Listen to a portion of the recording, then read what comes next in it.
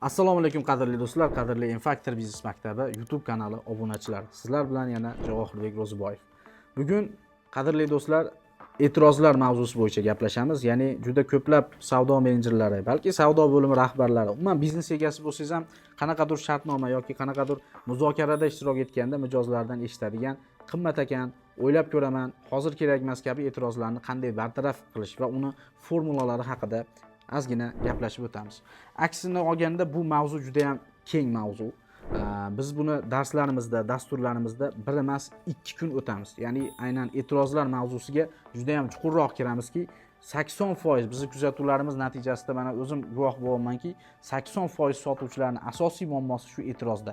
Ya'ni mijozlardan eshitadigan, yo'q, qimmat ekan, hozir kerak emas, bizni yetkazib beruvchilarimiz bor, menimcha hozir o'ylab ko'rishim kerak.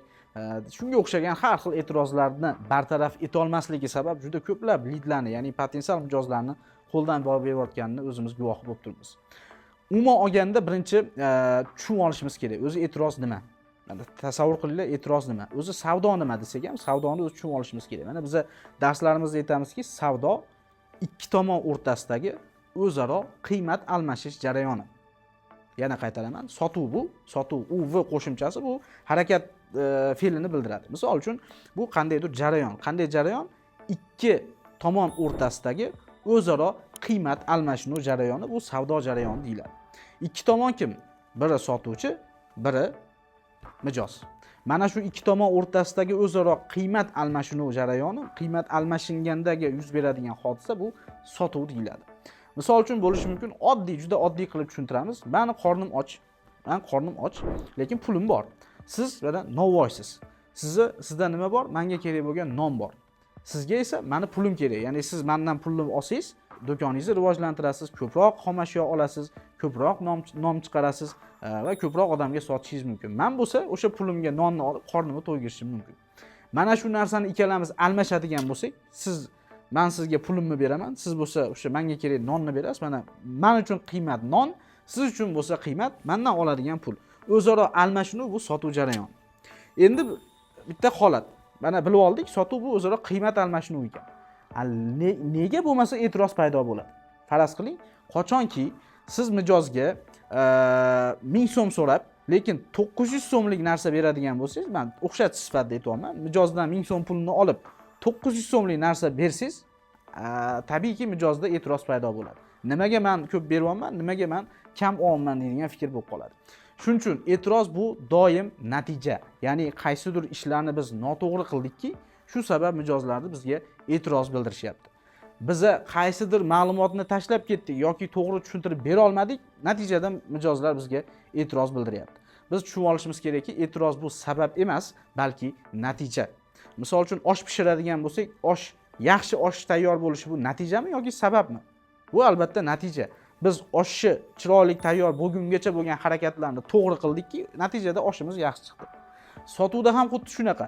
Agar biz e'tiroz paydo bo'lgungacha bo'ladigan ishlarni to'g'ri amalga oshirsak, ko'p holatda e'tiroz bo'lmaydi, bo'lgan taqdirda ham ishlash juda ham oson bo'ladi.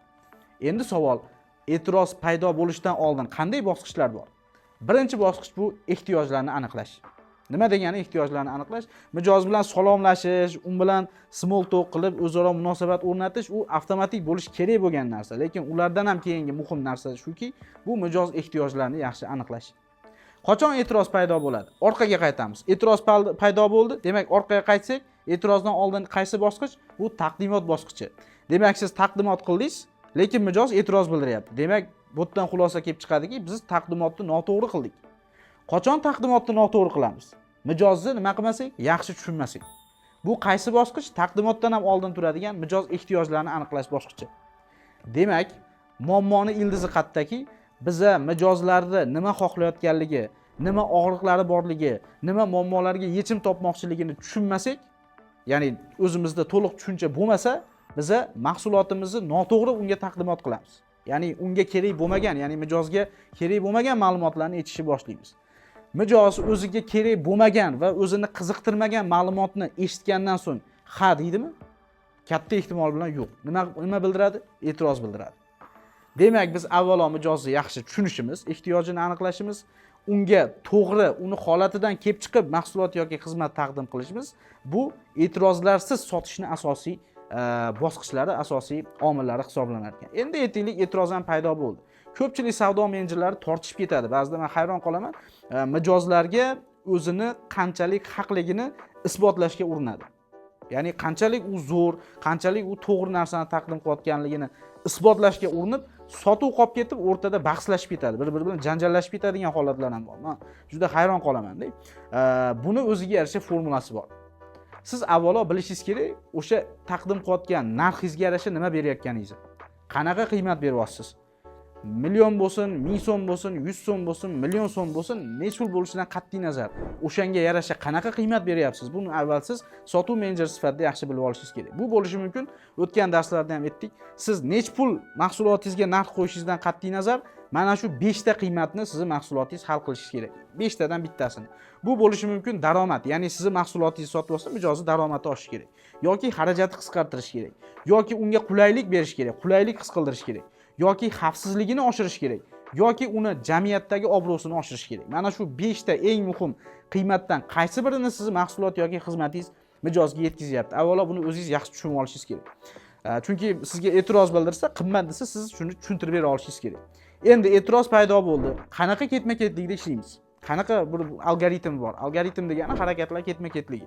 Qanaqa ketma-ketlikda ishlaymiz? Buni formulasi shundayki, birinchi mijozni yaxshi tinglash, faol tinglash. Ya'ni mijozni gapini bo'lmaymiz, doim nima qilamiz? Tinglaymiz oxirigacha. Ya'ni mijozni e'tirozlarini oxirigacha eshitamiz. Sirazi unga qanaqadir tashlanib o'zimizni fikrimizni isbotlashga urinmaymiz. Birinchi rost bo'lsa ham, yolg'on bo'lsa ham, obyektiv bo'lsa ham, subyektiv bo'lsa ham birinchi nima qilamiz? Faol tinglaymiz. Ikkinchi bosqich fikriga qo'shilamiz. Doimiy fikrini nima qilamiz? Ma'qullaymiz. Mana birinchi bosqich faol tingladik. Ikkinchi bosqich mijozni qanaqa bo'lishidan qat'iy nazar nima qilamiz? Fikriga qo'shilamiz. Uchinchi bosqich ana endi o'zimizning argumentimizni keltiramiz. Misol uchun, mahsulotingizga mijoz qimmat dedi.